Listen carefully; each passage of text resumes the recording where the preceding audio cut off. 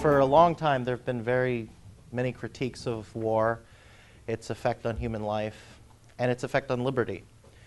James Madison said, of all the enemies of public liberty, war is perhaps the most to be dreaded, because war is the parent of armies, and from armies proceed debts and taxes. And together these are the instruments for bringing the many under the domination of the few. And the interaction between prosperity and liberty is, in some cases, a direct interaction. But there's at least an indirect one, because as government grows, it costs more money. And as the government takes resources that would be in the productive private sector, the economy shrinks.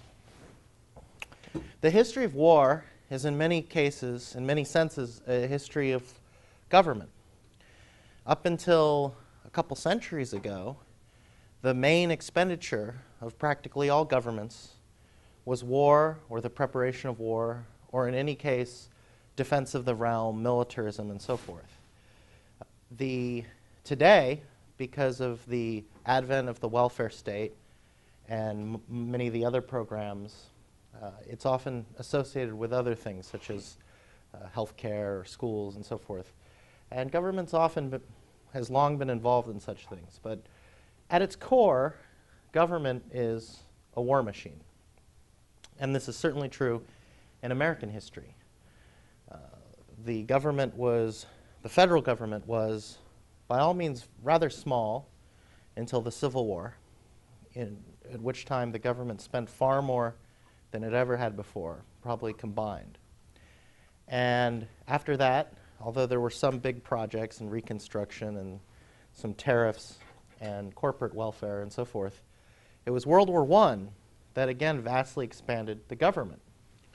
In fact, a lot of the New Deal in the 30s was based on policies that had been implemented at wartime under Woodrow Wilson. And World War II, again, the government grew by practically any measure far more than it ever had. One of the myths, the one that I'm going to focus on today, one of the main arguments for war, is that it's somehow good for the economy.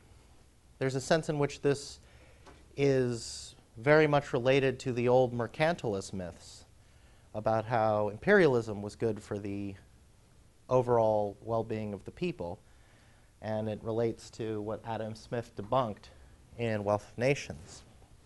Yet, the myth persists. Is war profitable? Well, it depends on who we're talking about, right? In the last decade, we've seen the argument that war is good for the economy over and over again among some of the most respected economic voices in our time. In one article back in 2008, Paul Krugman, who is probably the most famous pop economist, he's done serious economic work, done great work on trade, but he's known mostly for being a Keynesian extraordinaire. He was a little bit flustered that people were arguing that the Iraq war was somehow bad for the economy. He said this is not a good argument. The fact is that war in general is expansionary for the economy, at least in the short run. World War II, remember, ended the Great Depression. And he goes on, complaining about this critique of war coming from his fellow liberals. Larry Summers continues, who has a good chance of being the next Fed chairman, Clinton's advisor and all-around establishment thinker, said, never forget. It's very important for Democrats, especially remember this. If Hitler had not come along, Franklin Roosevelt would have left office in 1941 with an unemployment rate in excess of 15% and an economic recovery strategy that had basically failed, which simply repeats a common argument we hear, which was, again, World War II brought us out of the Depression. Which one thing you should keep in mind is it's an implicit admission that the New Deal didn't. But World War II was, in some significant ways, just the New Deal writ large. We see it over and over in the editorial pages of the Wall Street Journal. Defense spending will stimulate the economy. Another conservative website says, cutting the military has hurt the economy. And we see it over and over. Here's The Economist, neoliberal magazine. Military spending increases output. And more. Will Obama's military cuts hurt the economy on Money Watch? Well, first we should take account of some of the basic costs of war. Obviously, it costs a lot of money to run a war. It puts all sorts of impositions on the productive economy. There are opportunity costs involved because anyone who's working, developing material or whatever other goods for the war machine is not doing something else. And of course, there's all kinds of more intangible costs.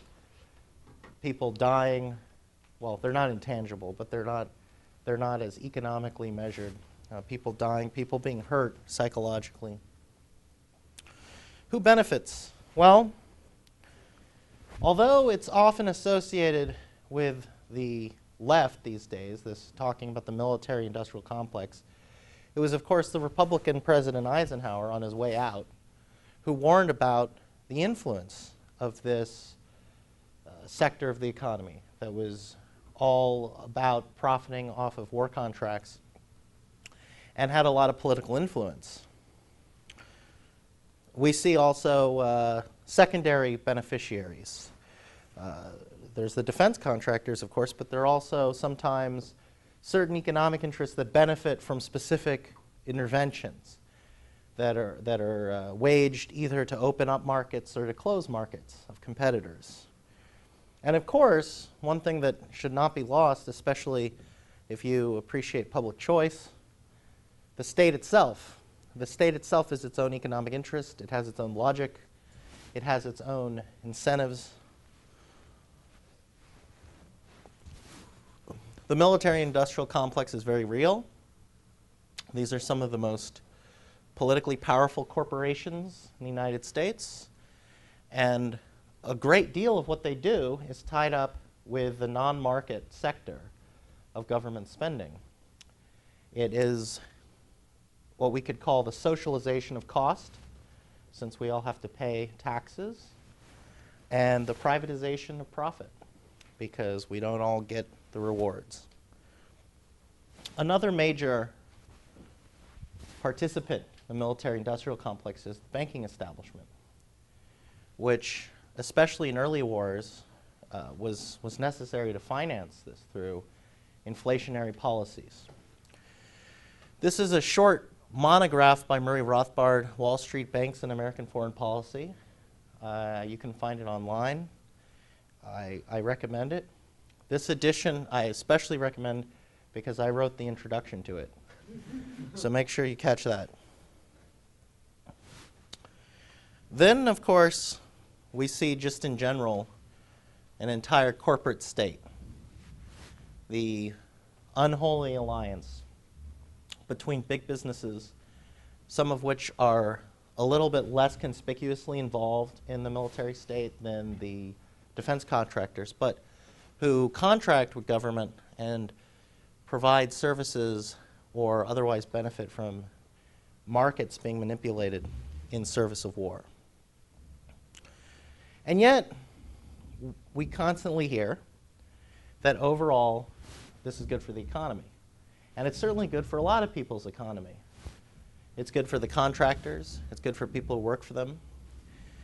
In the first Gulf War, back over 20 years ago, the Secretary of State, James Baker, said that this war was about jobs, jobs, jobs. That Gulf War brought George H.W. Bush's approval rating to the highest it had been, one of the highest recorded of any president, near 90%, I believe, well over 80%. But then he lost, in large part because of the recession that hit after the war. And of course, we hear World War II, Iraq, all of this. Now, you've all been told about Bastiat's broken window fallacy, right? So breaking windows might be good for the window manufacturers, but the people whose windows are being broken now have less money to buy other stuff. And it would have been better if he had the window, a shopkeeper, plus whatever else he bought, maybe a new suit. Well, it doesn't change when you break a lot more windows and also a lot of buildings and also a lot of dams and bridges and expend a lot of money to do it. Ludwig von Mises hit it out of the park. War prosperity is like the prosperity that an earthquake or a plague brings. The earthquake means good business for construction workers, and cholera improves the business of physicians, pharmacists, and undertakers. But no one has for that reason yet sought to celebrate earthquakes and cholera as stimulators of the productive forces in the general interest. And this is not really an exaggeration. To give you an idea of the extent to which government spending is affected by World War II, I just have a few graphs. Here's just one I found. Civil War, World War I, World War II were the big spikes up until the this is base. This doesn't make real sense. This is the debt though. This is spending as a percentage of GDP, and as high as it is now, it's about there now, around 25%. It exceeded 40% in 1940, and it was about as high as it is now during World War I. And during these conflicts, most of it was war spending. You could see with World War II, the vast majority of the spending was for the war effort. Almost 40% of the economy was consumed in World War II. Almost 40%. 2 out of $5 went to finance the war. And people think this is great. People think, well, that's how we got out of the Depression. We need something else like that. Krugman said if we got invaded by aliens, it would be great for the economy because we'd have to wage a major apocalyptic war, and the expenditures would mean more aggregate demand. And of course, as a Keynesian, he sees that as spurring growth. He said that. It was like the reductio ad absurdum of what he believes, and he outright said it. Well, no one has done more to puncture the myths of war prosperity, particularly World War II, than our senior fellow in political economy, Robert Higgs. Higgs often talks about this topic at our college events. He's not here, so you're stuck with me. But I'll try to sum up some of his major points. Higgs has done a lot of good work on economics. He's perhaps best known for elaborating upon the ratchet effect theory of how government will grow in all ways during a crisis. And instead of going all the way back down, it just goes part the way down after the crisis is over. So the government ratchets upward. But he's also done a lot of more detailed work, in-depth work of specific case studies.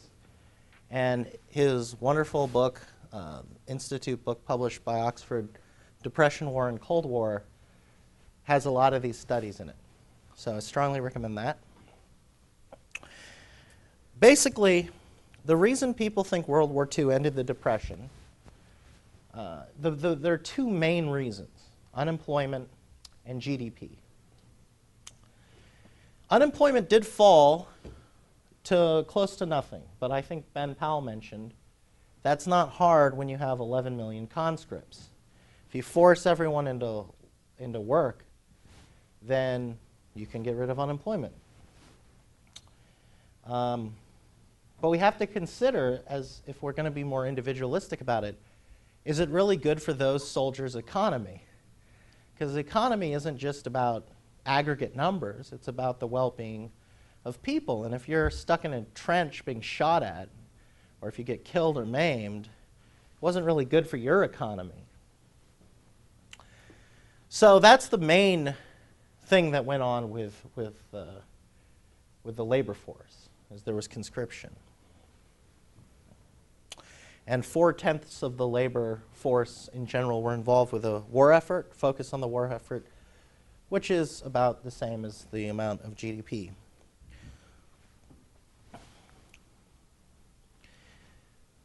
What we often see are charts, graphs, and just anecdotes about how GDP went up during World War II. And in fact, if you measure the economic well-being of the country in terms of GDP or GNP or any of these aggregate numbers, it does appear like it was a great time. It was a big boom. Well, this is a flawed way of looking at it, although it is the way most people look at it. And to illustrate that, we can consider the mystery of 1946. From 1945 to 1946, there was a 12 to 19% drop, depending on what measure you use, in GNP.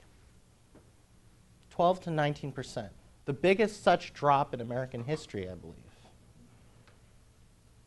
But who here has heard about the Depression of 1946? Yeah, no one.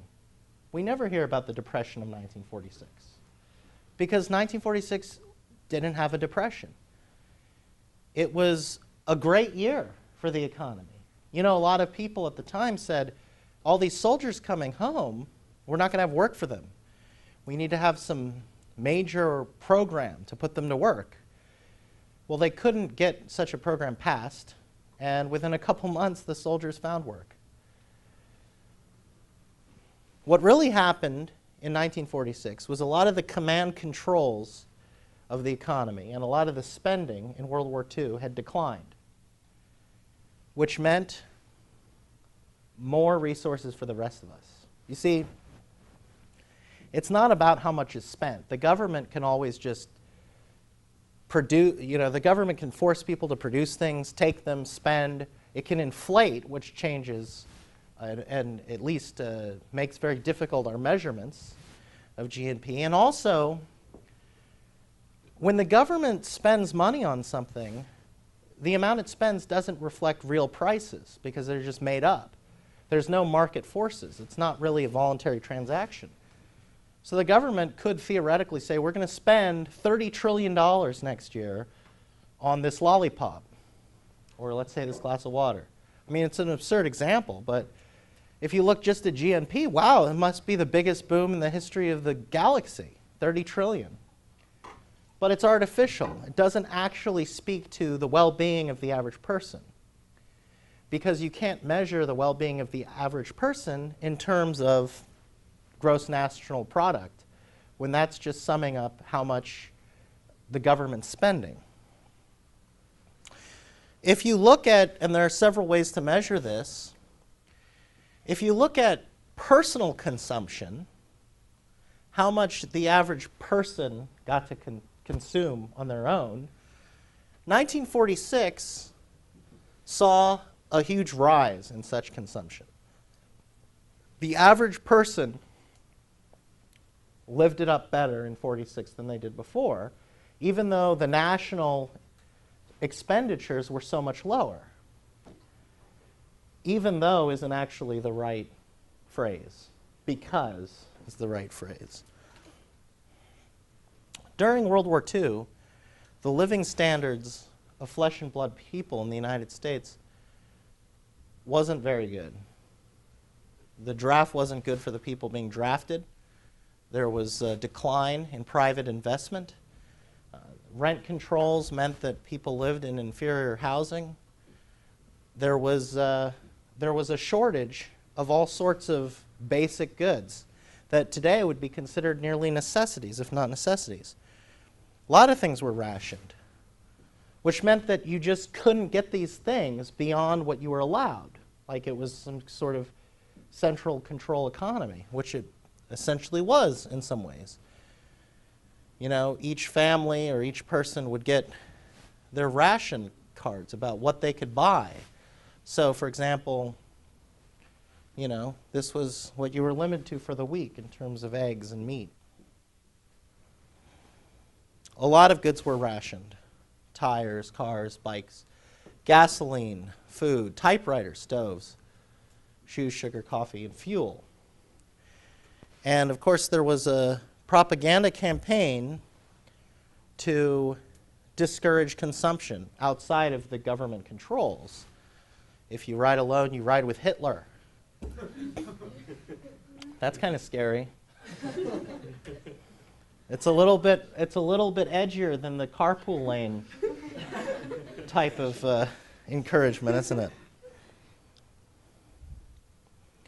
So Higgs argues, I think very convincingly, that it was the end of war that was the true boom. It was, in fact, the end of World War II when the Great Depression ended. Because the Depression, which FDR gets all this credit for ending, didn't end until after he was dead. You know, it started in 1929. It continued through the Hoover administration. FDR came in. He established all sorts of central controls with a New Deal. At first, they were very corporatist. In fact, some were modeled right after Mussolini's policies. The National Recovery Administration forced businesses to collude and to join together. They suspended the antitrust laws to do that. The Agricultural Adjustment Administration compelled people not to grow too much food, and in many cases went around encouraging or even forcing people to destroy livestock. I mean, here we had people hungry, and farmers were made by the government to destroy pigs and just waste them. The idea was you need to keep the prices high. If the prices go low, they thought that was the cause of the Depression, low prices. The prices are low, wages will be low, we'll all be poor. So let's take all this food and destroy it. And then there were a number of other shifts during the New Deal. He backed away from some of that stuff, in part because of the Supreme Court telling him he couldn't do that. And then he threatened to keep adding people to the Supreme Court who agreed with him, and then the court became a little more deferential. But the Depression persisted, although it got a little better, a little worse, throughout the 30s. And then in terms of American standard of living, it overall, if anything, declined during the war. It was only after the war that growth continued on the same path that it had been before 1929.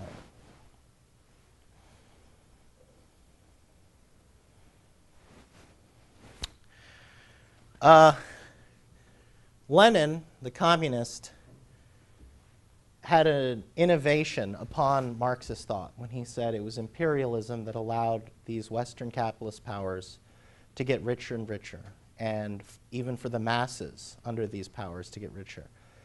The forcing open of markets through government, through war.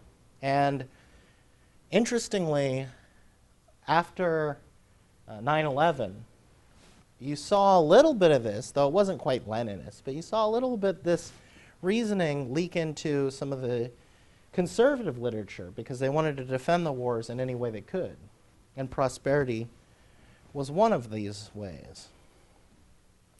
Well, aside from the basic taking of resources from the private sector and funneling them to the socialist military, there are other respects in which the government's growing at wartime poses problems for the economy. And a lot of these have to do with opportunity costs. Seymour Melman was a professor of industrial engineering at Columbia. He was what we might call a new leftist. And he did a lot of work looking at the military-industrial complex. And I learned about this work through Tom Woods, who's a senior fellow at the Mises Institute and a scholar and author in his own right. And I put Woods and Melman's insights up there because sometimes I'm not sure where whose insights begin and the other's end. Melman noted that industrial productivity, the industry of peacetime goods, you know, everything from cars and clothing and all that, it is eroded by the relentlessly predatory effects of the military economy. And he was writing the Cold War, and he noted that For example, in the 1960s, at the height of the Cold War, the U.S. had enough nuclear weaponry that it amounted to the explosive equivalent of 6 tons of TNT per person on Earth. Now, because it's not a market, we don't really know what the optimal amount of TNT explosive equivalent power is per person per Earth. But I think that if we were going to venture a guess, that seems like a bit much. I mean, I think you could probably kill a person with 2 tons of TNT. But that's the extent to which the military was going crazy. He estimated that between 47 and 87 in 1982 dollars, the military establishment had consumed $7.62 trillion in capital resources. I mean, just think about what that could mean if that was used to produce normal consumer goods. Of course, the military establishment also pulls engineers and scientists, some of our brightest, potentially most productive people, into these Defense Department allied companies, and thus away from other industry. And it's often argued that, well, the military develops these technologies, but then we all benefit from them, right? So they do this research, they discover new technologies, but then there's a spillover effect. The Engineers Joint Council estimated there was very little spillover, and even the Commerce Department estimated only about 5%. Vast majority of this, even according to the government, doesn't really leak into the private sector. Now, it's true the government helped produce Tang, but, you know, maybe we could do that. And maybe someone else would have thought of Tang.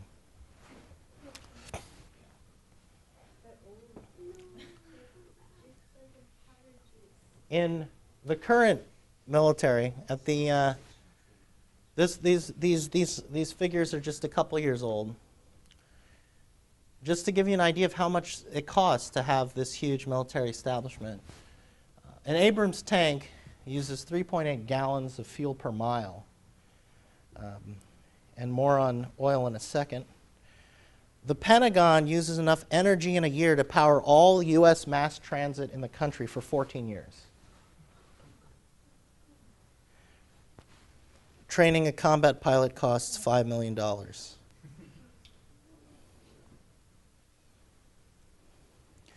There's a good book by the Institute by Ivan Eland, No War for Oil, particularly on the myth that these wars help secure and make cheaper oil for American consumers.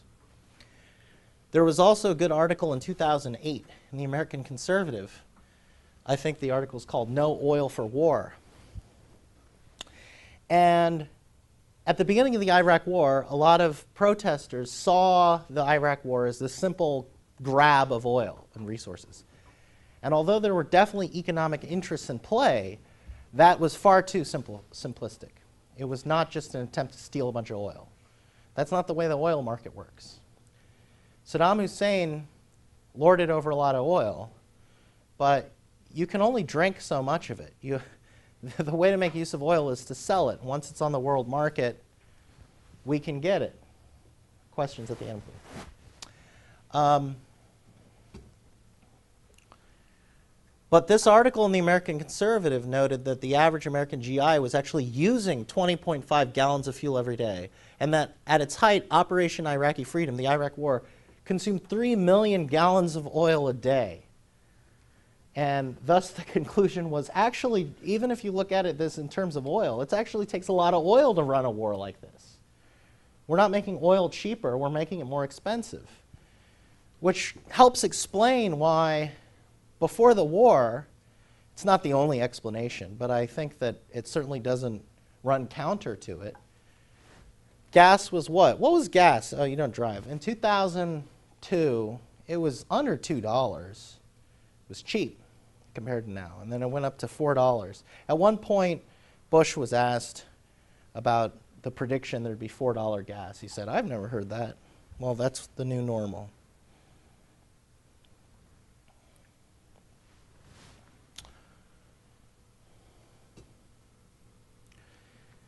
there have been a lot of estimates about how much the Afghanistan and Iraq wars have cost in particular. We can't really know exactly because we have the Defense Department outlays. Even just figuring out the budget is trickier than it might seem because they're not always upfront about it. But then once you add in indirect costs, like how much it costs to take care of veterans, interest on the debt that's accumulated, or healthcare costs or opportunity costs, it's very difficult to estimate. Man, that Senator Obama sounds like he'd be a pretty good president compared to the President Obama. The United States may spend $2.7 trillion on this war, Iraq, and we are less safe around the globe. And he even promised explicitly in 2008 that he would go through he'd go through the federal budget line by line and cut all the waste, which is why the government's so small now. But actually, he also made the specific point that if we don't spend this money on Iraq, we can pay for everything else. And even that didn't add up, but it was at least a reasonable argument that there was money wasted on Iraq. Well, he also said, as senator, that he wants to continue the Iraq war. He said that in 2004 even. And then in 2008, he praised the surge in Iraq, which was this big, dramatic tactic that supposedly made the war good. And then he also voted for war funding when he was senator. So he would rail against these wars, but when the funding would come up, he would vote for it. And then also, just to note this, it was in late 2008 that Bush signed the Status of Forces Agreement that set the timetable for withdrawal from Iraq. It was the same timetable that Obama favored, more or less. In fact, as president, Obama extended it just a bit. But this idea that he withdrew from Iraq, he did in large part, but only on the same timetable that Bush had established. If this is a boring graph, I put it together. War spending in total didn't really go down much under Obama. It went down compared to like the very end of the Bush years on these two wars. But the war spending on Afghanistan just kept going up and up and up, as did the casualties. So in looking at these various estimates, Obama had argued the Iraq war had cost $1 trillion. Joseph Stiglitz and Linda Bilmes argued that it was $3 trillion in a book. The total tab to the federal government just alone will exceed $1.5 trillion. Winslow Wheeler, who's associated with the Institute and has done some good work on defense spending, argues that it's above $3 trillion just in terms of federal costs. If we're looking at all of the post-9/11 operations and you look at all the federal costs, here's that book, $3 Trillion War.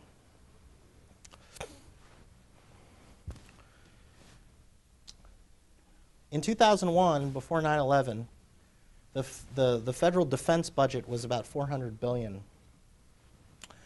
A few years ago, it was up to $707 billion. We're close to twice what it was before 9/11, which is an awfully lot of money to spend on this threat. Now, there's another consideration at play, which is this is just the defense budget. There's a lot of other expenditures the government incurs that aren't represented in the defense budget. And Higgs has shown that if you add up how much the Department of State spends on defense-related activities, the Department of Veterans Affairs, the Department of Homeland Security, which sounds a lot like a Department of Defense, but we need two of them because we're that awesome. And if you look at interest that has incurred because of past defense spending, it all adds up, and before you know it, the total real defense budget is getting close to twice the Pentagon budget. Higgs also noted, though, that business was booming because of 9/11, at least for some people. Between 1999 and 2006, the number of federal Homeland Security contractors increased from 9 companies to 33,890. One of the most well-known of the defense contractors, Lockheed Martin, it's not just involved with the Pentagon either. They get close to $40 billion in contracts a year, but they actually have agreements with the Department of Energy, the U.S. Department of Agriculture, the Environmental Protection Agency, the CIA, the FBI, the Internal Revenue Service, local police departments, even the post office. They were involved in interrogation centers, cluster bombs, and as of a couple years ago, they had facilities in 46 states, which is a lot of congressmen and senators who are not going to vote to cut that funding. Of course, we've all heard about some of the more obvious cases of weaponry material that was developed during the Cold War and is totally useless in any war likely to be fought today. They've spent lots of money developing this one tank that they can't really get to work. And if you look at defense spending by country, the United States, this is also a couple years ago, but the distribution is almost identical, is just, it's about as much as all other countries combined. It's well above number 2. You could cut the budget by like 80%, and we'd still have the biggest military establishment. Of course, people die in war. And when you say this, you often get this perplexed response like, well, yeah, as though that makes it okay. But it's not okay. This is just American deaths, and some of these numbers have been slightly revised. I think the American Civil War number has been revised upward. In the American Civil War, more Americans died than in all other U.S. wars combined. But that's a lot of Americans dying, and each American is not just of infinite value for that person and their family, but to put it in crude terms, they're also an economic actor. You've just totally destroyed someone who could be doing something very productive. There are all sorts of other costs that seem a little bit less economically relevant, but I don't think they are. First of all of these effects on our culture have economic ramifications. You know, we're losing civil liberties. There's lots of social division in this country because of our war policies. And these have spillover effects to the economy, but they're also big problems in themselves. Most especially is the cycle of war. Because these U.S. wars, they tend to cause problems, like all government interventions.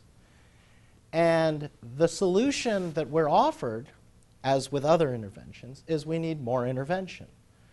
And so today in the war on terror, a lot of the enemies of the U.S. were, well, in some cases, they were directly friends of the U.S. or allies. Or they're angry because of things the U.S. has done abroad. In particular, Saddam Hussein was a U.S. client going back at least since the 60s.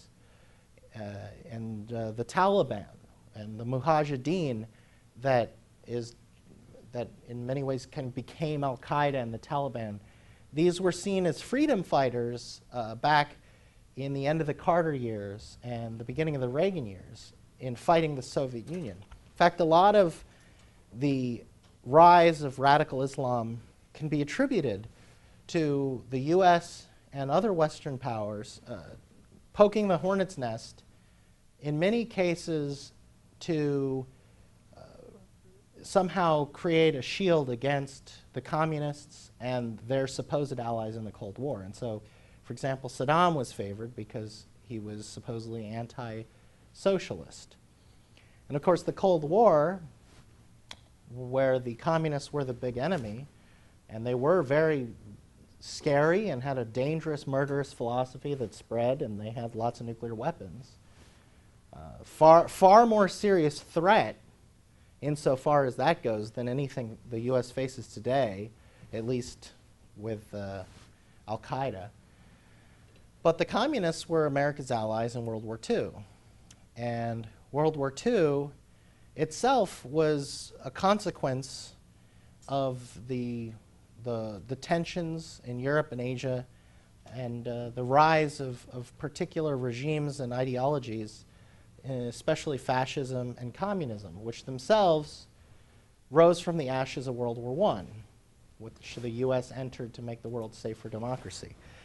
It's an oversimplification, but while the Cold Warriors argued that there's this domino effect, and you had to stop all the communist regimes from falling like dominoes, it's just as much the case that the U.S. goes in, meddles, creates problems, and that knocks down some dominoes, and then you have to go clean them up. But U.S. doesn't really know how to clean them up for a lot of the same reasons that central government at home doesn't work quite well. We've also seen the diminution of civil liberties at home and the militarization of domestic policing, where the police in the United States increasingly resemble a military force. And in many cases, a lot of the officers themselves have just come back from war, and in all too many cases, with psychological issues. General Smedley Butler wrote, "War is a racket," after World War I. It's a great little pamphlet where he identifies the main beneficiaries of World War I being the arms merchants and other connected industries to the war machine. And this made sense because not many other people benefited from World War I. It was, World War II was a bigger war, but in terms of just sheer futility and stupidity, World War I might take the cake in world history. And of course, people lined up behind the US government or whatever government they lived under to fight this war. The Allies, Woodrow Wilson promised it would end all war forever. It would usher in democracy everywhere. And it did the opposite. And so in the 20s, Americans, among other Westerners, were just totally disillusioned with war. And Butler's explanation makes sense in that it shows that the real beneficiaries are not the people by and large, but certain connected interests. War is often blamed on capitalism, but we'd have war even without capitalism. Mises points out in Human Action that even if all entrepreneurs and capitalists were to follow their example, wars and dipsomania would not disappear. As was the case in the pre-capitalistic ages, governments would produce the weapons in their own arsenals, and drinkers would distill their own liquor.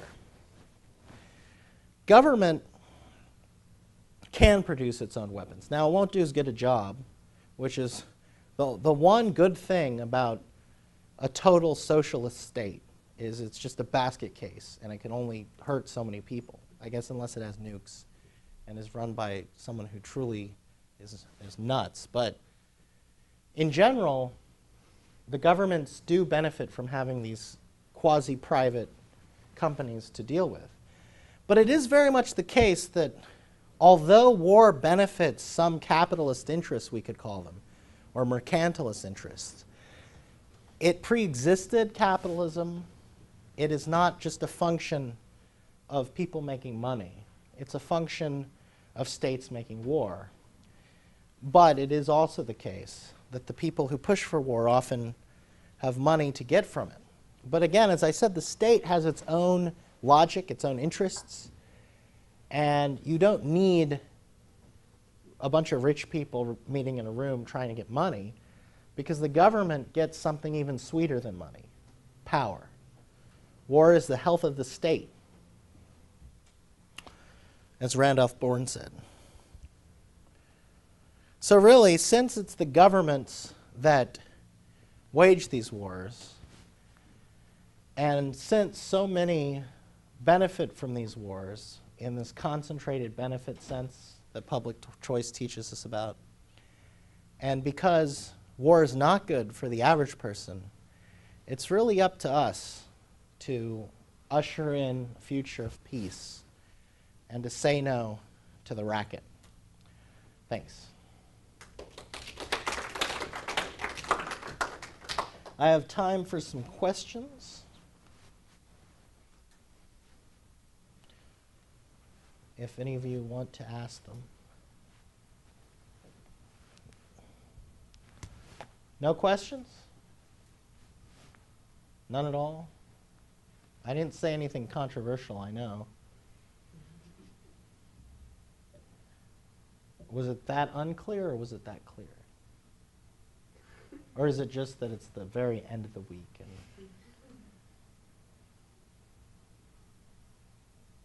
you had a question earlier. Well, it's not a question, it's more of a comment. What's your comment? Well, before the Iraq War, the State Department came up with these memos saying that instead of taking oil out of Iraq, the whole point was to keep oil in the ground so that it wouldn't make the price of oil go lower. Mm-hmm. So basically we paid blood just to keep oil in the ground. Well, it's true that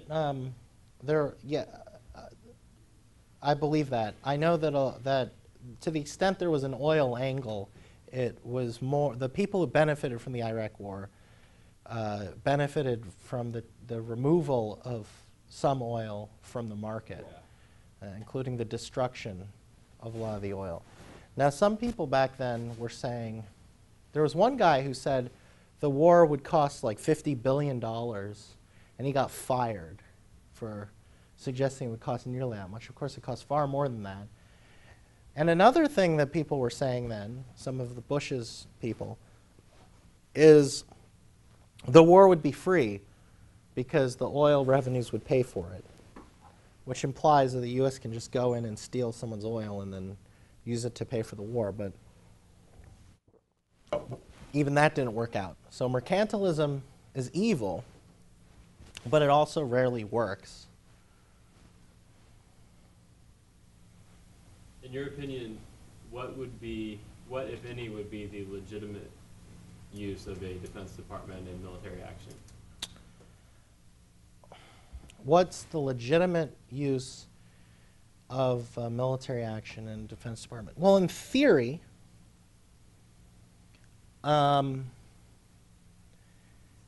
if a country is being invaded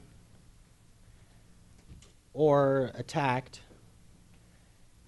it's legitimate to use force against the aggressors, but only the aggressors. That's really far afield from how the U.S. has ever conducted itself, especially in the modern era. You know, there's this rich tradition of the just war theory, where for a war to be just, it has to satisfy two sets of parameters. It has to be just in the reason you're going for war, a just cause, and it has to be conducted with a mind toward justice. You have to treat prisoners humanely. You can only target aggressors. It has to be waged from a legitimate authority. It has to be a last resort. It has to be proportional. You can only use force that's proportional to the threat. And it has to be winnable.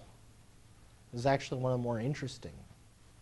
You can't just wage, even a defensive war, you can't just wage a war if it's just pointless violence.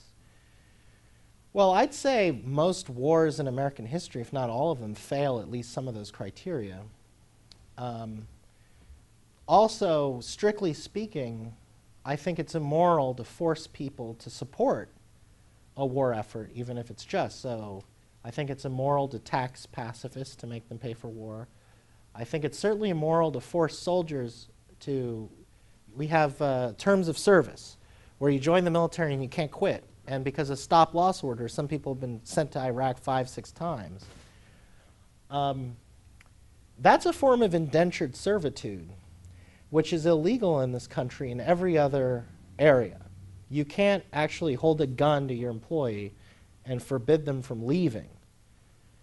There might be some very tiny, small exceptions, but generally the rule is people have a right to quit. They might have to pay damages for contract violation, but you can't force them to work, but they can in the military, and I don't think that's legitimate. So it's you know, it's conceivable. There have been times when one country invaded another, and the country being attacked fought back, including through its military. But just as often, more often, even in a seemingly defensive war, your own government becomes a threat too. I mean, one of the most clear-cut acts of aggression in the 20th century. I mean, there's always acts of aggression, and some involve at least some provocation. But one of the clearest cut examples was the Nazi invasion of the Soviet Union, which was a big surprise, and it was totally aggressive, murderous, and the whole goal was to murder tens of millions of Soviet citizens. So that's not a just war.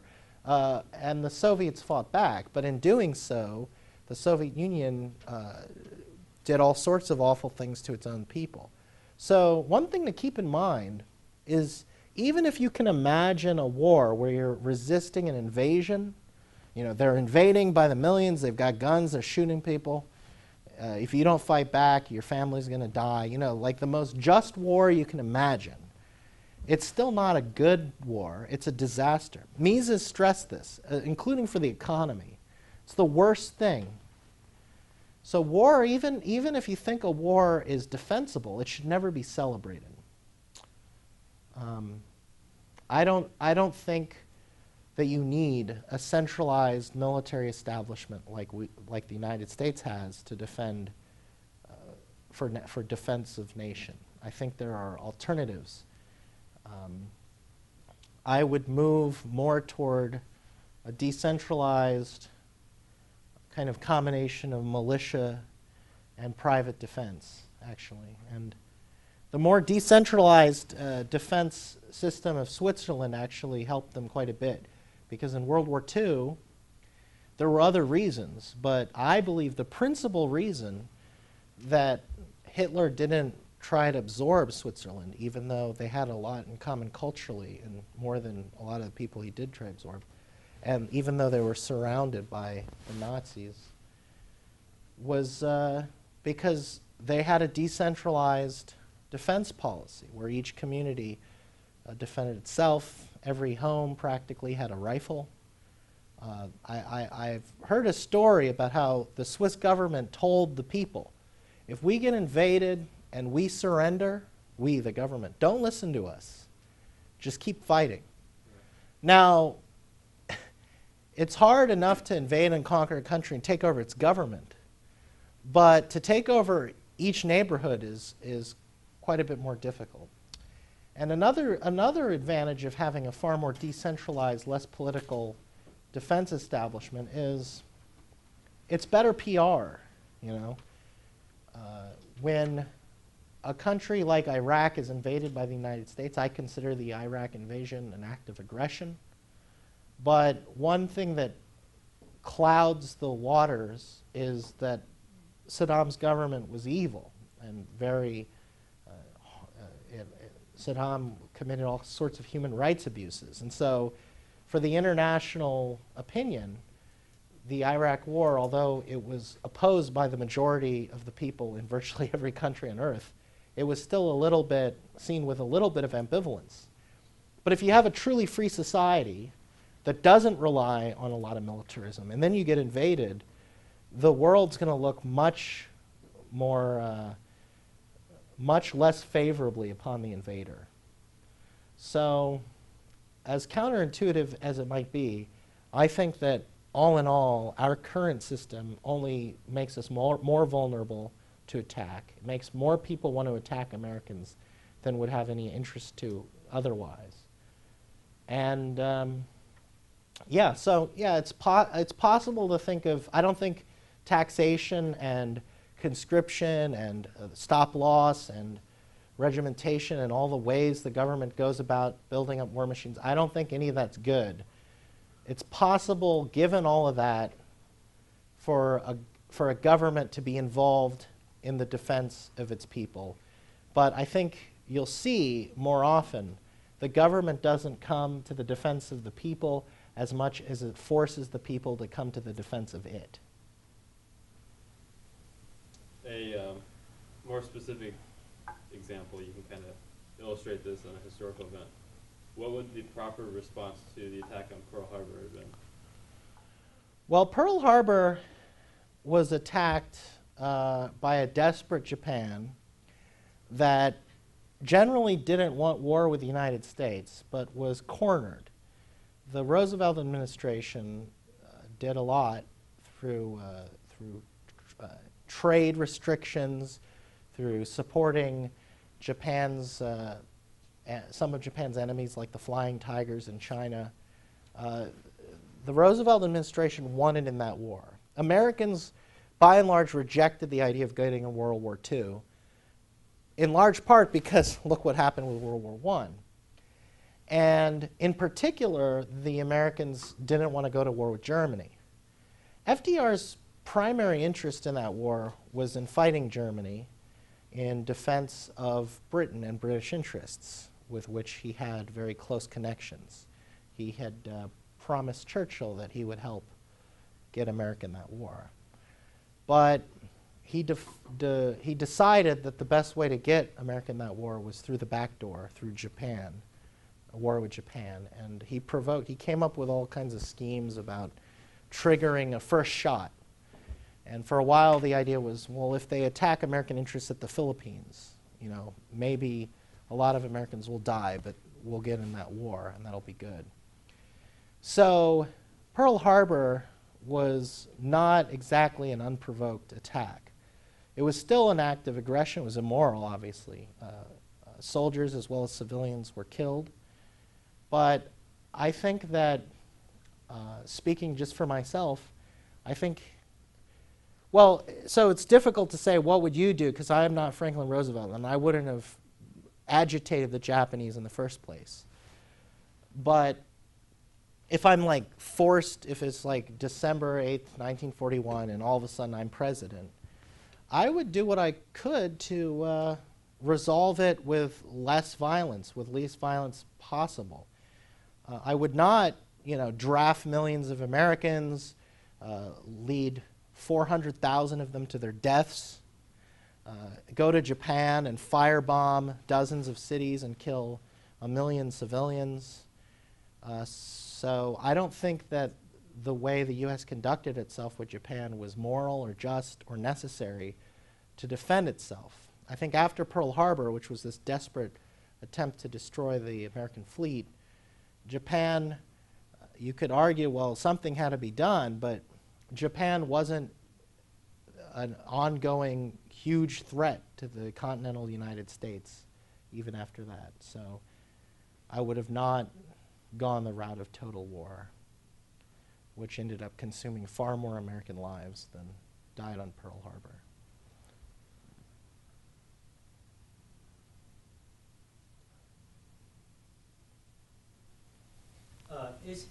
Is military intervention for humanitarian needs, if it's their primary objective instead of a PR gig, is it justifiable? I think it's justifiable for people to come to the support of groups that are really being persecuted and to use force, if necessary, against their oppressors. That's not what humanitarian wars are almost ever about. Yeah. So first of all, I don't think it's moral to tax someone else to finance a humanitarian intervention any more than it would be to finance welfare. So I don't think the government should be involved in it. But a kind of a less abstract point is that, in fact, these wars don't do that, you know. There have been virtually no true humanitarian wars. The U.S. supposedly waged a humanitarian war in Libya, and Gaddafi was a bad guy, although the U.S. used to support him. He's a very bad guy, but the U.S. ended up backing these kind of Al-Qaeda affiliated racists who, since they've risen to prominence, have taken out their frustrations on the black population of Libya. They've killed many of them, lynched them, corralled immigrants into Libya, into concentration camps. It's it's probably worse there now for a lot of people than it was before the war, but no one cares about it now because it's not in the papers, or it's not in the papers every day the way it was in the run-up to Libya. And of course, the biggest argument given for America's humanitarian intervention is World War II. The U.S. really jumped in because of what Japan did. That's what brought Americans to support the war. But then in retrospect, the argument given is, well, look at what the Nazis did. It was the war against the Nazis, and the Nazis exterminated the Jews. Well, the U.S. didn't get in that war for that reason. The U.S. didn't really do much to help the Jews. In fact, hundreds of thousands of them were turned away from our shores when they tried to refugees, and Roosevelt went out of his way to turn them away. There was not a humanitarian war. There were a lot of things the Allies did that did nothing to help the Jews, and in some cases exacerbated their persecution. And eventually, of course, Hitler was defeated, and so the gas chambers were shut down. But that was, by that time, he had gone way too close to succeeding. And I think that in any event, the real reason Hitler lost was because that's what happens when you invade the Soviet Union or Russia from the West. You lose. That's what happens. And so I think it's most likely he would have lost anyway. But in fact, these wars, that's just propaganda. So in the abstract, I oppose interventionists for humanitarian interventions because they violate my principles in many ways. But I think bombing people to stop humanitarian human rights abuses is just a contradiction. Morgan? I agree with you in theory, but I mean, like, the cleanest ways. I mean, don't you think that, the people of South Korea really are ultimately better off because, they're not living under North Korea, they're living under power being given, despite the fact that millions of civilians who died in the course of the war. I mean, even though it's unintended, I mean, sometimes popular will affect them. Questions about Korea and South Korea being better off than North Korea. I think you'd have to be a lunatic or some kind of communist to deny that South Korea is far freer and better off than North Korea. But on the other hand, although when the U.S. got involved in the war in 1950 and the Soviets had kind of carved out North Korea, and then eventually a war came to a head with communists, at that time, the Southern dictatorship was a lot more similar in how bad it was to the North than today. And I think it is largely by historical accident. I'm glad that South Korea is a lot freer, but I also really think that the way the U.S. has militarized the DMZ and has an occupation there and props up South Korea, and I think a lot of what the U.S. has done has interfered with diplomacy. And although I can't know for sure, I'm tempted to believe that if it weren't for the way the U.S. has handled Korea since, the two countries probably would have unified and there would be no North Korea. So I think that there's at least a good possibility that North Korea exists in part because of what the U.S. has done. And this is true elsewhere. I think the whole propaganda, in the cleanest race, the whole North Korean ideology depends upon America being belligerent and threatening. But they also explicitly pointed out that when we adopted American conciliatory policy, they were just as anti-American as propaganda. I mean, he explicitly says that whenever the United States makes concession than just say, oh, yeah, we defeated the enemy, we don't like to say. Well, what's the concession? I think the U.S. should have free trade with anyone who wants free trade and not bomb anyone and not give anyone foreign aid. So the U.S. shouldn't give North Korea aid, but the U.S. should also just leave it alone. And I think that that would be, in the long term, better off. North Korea is an anomaly in more than one way, but when I look at Korea, I don't think there's an example of American war doing good. I think there's, at best, an example of mixed results from U.S. intervention. So would you say that, except for our best allies, that we should keep out of other foreign countries' business? Yeah, except for the best allies part. I think the U.S. government should not meddle in the affairs of any other governments in the world. Other question, comment, you asked me earlier, like how many Earths that is, the 6 whatever tons of, 6,000 whatever tons TNT per person. I don't know, I read that, it's like, but it was both the US and the Soviet Union had enough like capability to blow up the world 7 times, like the entire world 7 times. Like blow up the populations in those cities, right? You couldn't destroy the Earth. Yeah, I assume you can't destroy. But you could destroy most life on Earth, yeah. Yeah. Although Yeah, I've heard such figures. Yeah, and the U.S. still has thousands and thousands of these warheads, which I consider in a lot of respects the most important moral outrage of today. I think that people of goodwill should work to eliminate nuclear weapons because they cannot be used in a way that doesn't murder people. Well, I do agree with you that you shouldn't mess with other people's stuff and territory, but don't you think that, I mean, maybe keeping a few nukes around would be a good idea for self-protection, even if you don't intend to use them on anyone? I don't think nukes can be used. Nukes are different from a lot of weapons, even some explosives, because, well, this might not be true of some of the smallest tactical nukes, but certainly these big nukes, these strategic nukes, if you drop one, you're necessarily killing lots of innocent people. And I don't think that can ever be justified, ever. I mean, my point is... If we get nuked, I don't think nuking someone else makes things better. I think it makes things worse. Well, no, I mean, because the major powers have nukes, there is this tendency to not use them because the other country has one. And even though if you nuke someone and they nuke you back, you both be at a loss. The other country knows this and therefore doesn't attack you with a nuke.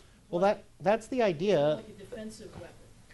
That's the idea of the MAD strategy, mutually assured destruction, and it is MAD. And the two biggest problems I have with it are you can't threaten to use them credibly unless you actually are willing to use them. No, if I said I'm a pacifist, I have this nuke. If you kill me or attack our people, I still won't use it. Then it's no longer effective. It's only effective if I actually am willing to carry through with my threat if I'm attacked. But I think being willing to drop nukes on people is always wrong, no matter what. Period. Full stop. End of story. The other problem is, yeah, it worked so far, and the Cold War ended, and there wasn't a direct confrontation of the nuclear Cold War powers. But more than once, we got real close. And you have to factor in that risk that much of human life could have been obliterated due to human error. And there is the possibility of human error. Well, I mean, like, nukes, I mean, you can't really uninvent a nuke. I mean, the technology has, we've discovered the technology, and now, if you really wanted to, you could somehow get it. So, I mean, I don't think Russia's ever going to give up their nukes, or maybe China, but I think that there will always be nukes whether America has them or not. So I think unless every other country were to dismantle them, I think we would be at a disadvantage. Well, I think the U.S., okay, the U.S. is the only government that's used them on people. That's true. So I think it wouldn't, I'm okay with the U.S. Getting rid of its first. There are other countries without nukes. In fact, when countries seek nukes, the American government acts like there's something wrong with these countries. Well, I mean, not to be, no offense, but, I mean, do you believe that Iran would use nukes do you think Iran would use their nukes purely defensively? No, you can't use them purely defensively. If you use them, you've committed mass murder. I mean, just the act of having them is a slight deterrent. Well, I think some people in Iran want nukes as a deterrent. And in fact, being a warmongering country only encourages people to get nukes. But there are others in Iran in power who don't want nukes because some of them see nuclear war as inherently anti-Islamic. But in any event, Iran doesn't have nukes. According to the IAEA, it hasn't been diverting any of its uranium to nuclear weapons programs, but is rather engaged in civilian operations with the uranium. I think they do want to have the right as a nation to pursue nukes if they want to have breakout capacity to get nukes as quickly as they can. But Iran, like, there's always proxy wars and governments support bad guys who go do bad things. But in terms of the Iranian government as a whole, or the Persian people as a whole, they haven't like waged an aggressive war in centuries. This talk about Iran being somehow a big belligerent threat is just a bunch of propaganda. Well, there's all that talk about like wiping Israel, even if they haven't done nothing to back it up. Well, Ahmadinejad did say, in quoting the Ayatollah, that and it doesn't translate perfectly, but my understanding is what he said was that he would like to see the Israeli state erased from the pages of time. He wasn't talking about killing all of the Israelis. He was saying, as an opponent of that existence of that regime, that he would like to see that regime wiped away, which is what a lot of people say about Iran or a lot of other governments. Now, he was, he's a bad guy. I have I hold no brief for the Iranian government and a lot of aspects of Iranian culture, but this idea that Iran is somehow some major threat is just made up. I mean, there's always some truth to it. I mean, propaganda makes more sense if there's some bad to point to, but if Iran was such a threat, the Bush administration shouldn't have empowered Iran by invading Iraq and creating an ally by letting the Shiites rise to power. Reagan shouldn't have secretly, in defiance of Congress, funneled weapons to the Iranian government either. Nor should have he supported Saddam's invasion of Iran. But another thing is, in the broader picture, the Iranians, in 1952, I think, Time Magazine Man of the Year was Mossadegh. But he's a communist. Why do you like him so much? I mean, the Shah was more free market. I don't like Mossadegh. He was awful. He wanted to nationalize the oil industry, just like Franklin Roosevelt and Harry Truman. He was a bad guy. But I'm not saying Mossadegh's a good guy. But when the U.S. went in there in that coup in '53 and put the Shah in, the U.S. taught the Shah's secret police, Savak, how to torture. And the torture techniques the U.S. taught the Shah and his henchmen were gruesome. Some of them I don't even like to repeat. They involved broken glass and molten metal and private parts. This is what the U.S. taught the Iranian government to do. And then the Iranian government was overthrown in 79, and all of the preponderance of the evidence suggests that the thing that the Iranian people were mad about was not that Americans wear blue jeans and listen to rock and roll.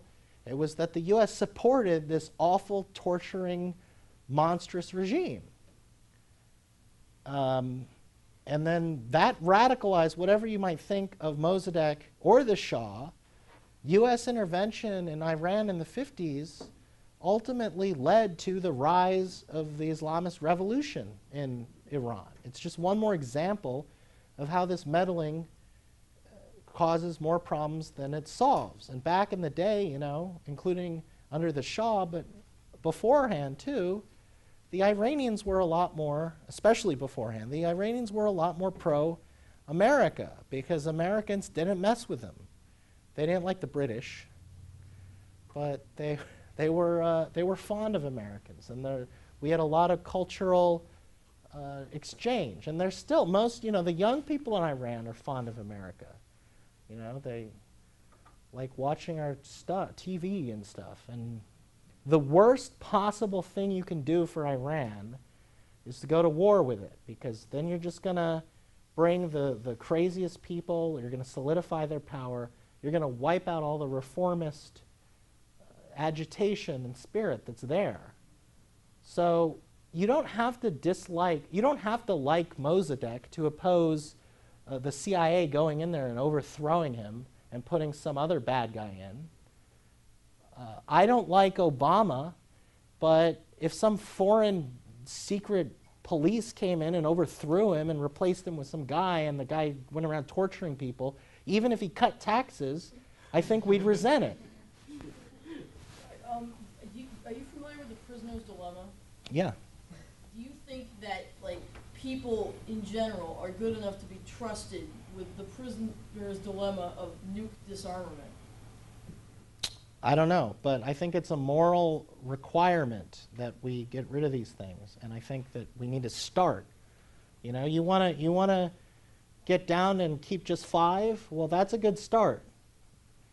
But you should see moving in that direction as the goal, and we're not fast enough. I guess there is a money incentive because these things do degrade, and you have to make new ones to replace the ones that don't work. So I guess there is a money incentive. Whenever government does anything practically, someone's making money. All right, so, yeah? If you were to explain your entire talk in like 3 sentences, what would it be? Like a really quick, short answer. Okay. Well, the core of the talk was I think he had a question. war benefits some people and often entails a lot of economic activity. But it is not good for the average person because war consumes resources that would be used for civilian purposes. I know that's fewer than 3 sentences, but That works. okay.